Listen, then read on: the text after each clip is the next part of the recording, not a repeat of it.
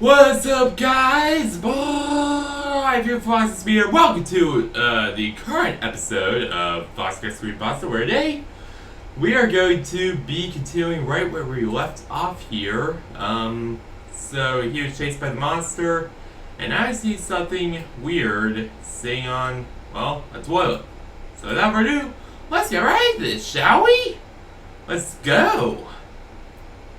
It looks like a doll that was made to resemble a SWAT uniform, composed completely out of black coaxial cables, measuring, well, 2 meters. The wires looked like they had no binding agents, so they were just tied together fiercely that they couldn't ever pull apart. It was made disturbingly accurate, picturesque resemblance to an actual human being's anatomy. It looked almost sculpted. Limbs were proportional, chest and shoulders were well defined, with the head on top, a square jaw, half of our soldier's helm, composed of black plastic. Peering closer, I could see wires bent together in small shapes to resemble teeth. Strung out cords were made to look like makeshift hands and feet, and on the back looked like one of those giant air conditioners you would find in the wall of a cheap motel room. A giant white moldy box full of scratches that would have hissed air that was either too cold or too hot, but looked completely inoperable. In fact, the whole doll had that out-of-commission look to it. It was slumped against the toilet in a bathroom stall with no visible mark of ownership. I was baffled. Who would leave such a well-made but bizarre doll lying in a bathroom? A substantial pound from the wind monster outside caused the whole stall to shake, making the doll slump over to the side of the stall, exposing a black dripping liquid coming from its abdomen. I inspected closer and found a slash on his chest, a precise hole that dripped a black liquid onto the bathroom stall. A quick whiff told me everything I needed to know. It was oil.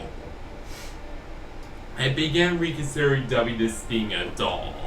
Dolls are not filled with fluid like this, especially when it was meant to resemble blood. Dragging against the ground by a 4-week oil puddle were oil tendril-like wires that with slender drill bits on the end, coated in thick resin. Upon seeing them, I initially thought back to the small set of holes by Salmon's class, and my gears in my head started to turn. It was a ridiculous thought, but the impossible seemed to be all real. There was a Play-Doh monster waiting to chase me after all. Did this doll drill those holes? I tried to think of a possible method of how it could have done that. Either someone lifted it and used this bits manually, or... is this thing another monster? With the discovery of the Play-Doh monster, I obviously had to consider every thought. And this thing looked strange enough to be a monster. The hole in his chest that was leaking oil, meant to be blood, probably meant that this thing got stabbed too. Did someone hide the body here? Who the hell even stabbed this thing? I recall hearing something scream in the hallway when I was still in class, followed by metal scratching metal. So could it have been when this thing got stabbed? That makes sense to me. But someone would have had to stab this thing and carry it across the hallway without leaving any oil drops, and just dropping it off in the stall nonchalantly. I have not seen anyone else here, so who could have done it? Salmon? I slapped my forehead with a good hand in frustration, realizing that I'm no closer to my original goal of finding my teacher. It wasn't all bad though. I got to carry someone to safety and get chased by a monster, and find that monster in the bathroom stall. If anything, I should tell Niall and Felipe. I crawled underneath the monster corpse stall and got to the next stall, which is thankfully vacant. Unfastening my pants and undergarments, I sat down to the cold toilet bowl and relieved myself. It was a little difficult with an ungodly monster baying outside the room, but I still managed to do it. Once I was finished, I heard the banging come to a halt and stop entirely. The sound of palms smacking against the floor came from outside, but slowly grew distant from me, as if the monster was rolling away from the door. Hopefully, the monster was too tired to chase after its crafty prey and gave up. But the thought of that monster being loose in the hallway was still overwhelming. I had just flushed the toilet and fastened my pants up. The sound of metal I heard a little while ago rang out again, this time swallowed by the disturbing noises of flesh squishing. I heard an enormous plop of the ground. It sounded like wet meat hitting the ground with considerable speed. I couldn't believe my ears. Did that monster just die outside the bathroom? The steel-toed boots on the ground came from the outside. Then the sound of squirts coming from what seemed to be a spray bottle. Frick! Someone mumbled from the outside. Holy shit! Someone was outside! Now, they were too far away for me to recognize their voice, but at least someone else is alive. I hope desperately it was Mr. Salmon. The boots sat rapidly and approached the door, like whoever was coming in was in a rush. Shouldn't have left that thing in the stall, the voice said again. This time much more legible. It sounded like an old man with a hint of jovialness in his tone. From the way he said thing, I could tell this guy was talking about the wire monster. So this guy is definitely not Mr. Salmon.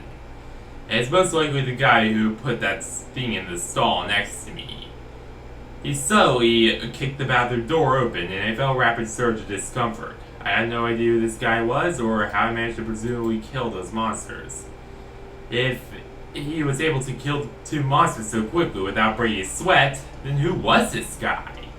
I struggled to imagine anyone who could easily dispatch something of this esoteric caliber in my school. Was he someone meant to search for us? The disaster did mention emergency services coming to our aid, but I didn't expect it to come so quickly. Aw, shit.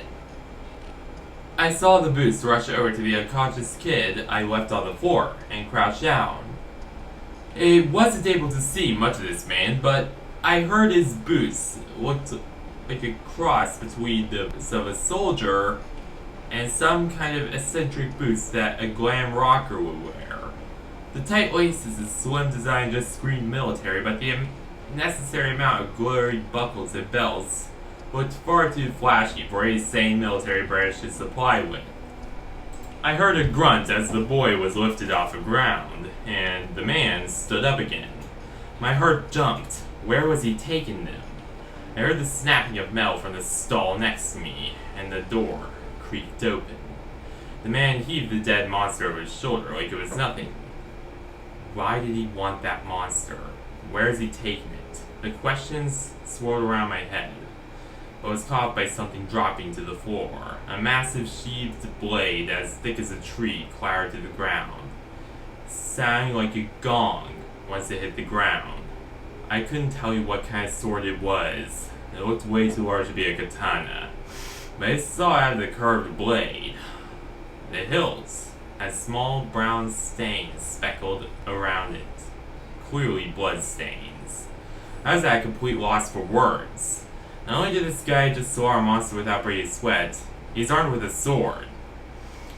I thought this guy was a cop or something. Why the hell would he be carrying a sword? I heard him grunt and crouched down to reach his gargantuan blade and place it back on his side, clicking it into place on his belt. He kicked the door open with the injured student and the massive monster corpse outside, leaving me completely alone. Hey, I gotta take care of this kid here. Go search for other survivors, he said from outside, seemingly unfazed that he was holding an injured child in his arms. I assumed someone else from emergency services had come, but I didn't hear them respond. The way he casually mentioned survivors made a chill run down my spine. His tone cut a clear picture into my mind and the state of the school. They had to look for survivors rather than see that everyone was okay. I wasn't sure how to react. How long was I gone for? I reached my pocket to pull out a phone and check the time. It was 9:34 a.m. I've only been gone an hour and a half, but it felt like a lifetime. The emergency services were already here, but I still wanted to call 911, just to be safe. I dialed the number and put my phone to my ear, but I only got static. I guess the lines are still down. I let out a small curse and just put it back. I quietly opened the stall door and looked around the empty bathroom. Even if the injured kid and monster were only ones here, I still felt like I had some form of company. But now, I'm totally alone. I felt a sense of pride that I was able to escort the injured student from that monster. Hopefully, the emergency services would aid him better than I could. And, yeah, this is where we're going to leave off for now. And the story took a very interesting turn. Yeah, we went from flesh monsters to now some kind of obviously special forces. Which kind of makes me think that this is not the first time this has happened before. Kind of makes me think that this kind of thing is not at all the first time this happened. In fact, the minute you see, military divisions being sent in for this, that usually means that this is not the first time something has happened, and it has happened before, and it will happen again, which is never a good sign in a story. So, yeah, that's pretty interesting there. So, thank you guys for watching this part of an episode of FoxCast. Be sure to like, subscribe to the channel. I'll see you guys next time.